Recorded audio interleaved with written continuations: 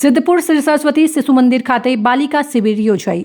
સિદ્ધપુર શ્રી સરસ્વતી શિશુ મંદિર ખાતે બાલિકા શિક્ષણ અંતર્ગત તારીખ 5 જાન્યુઆરી 2024ને શુક્રવારના રોજ કક્ષા 6 થી 8ની બાલિકાઓની શિબિર યોજાઈ હતી।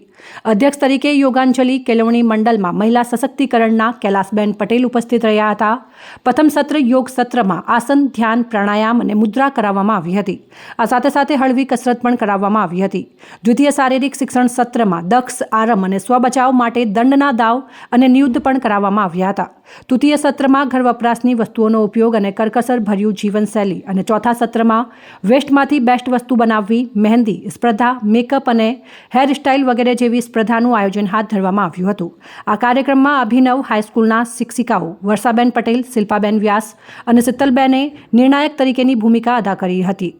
સ્પર્ધામાં 3 વિજેતાઓને ઇનામ પણ આપવામાં આવ્યા હતા તેમજ ભાગ લેનાર દરેક બાલિકાઓને પ્રોત્સાહિત ઇનામ આપીને સન્માનિત કરવામાં આવ્યા હતા।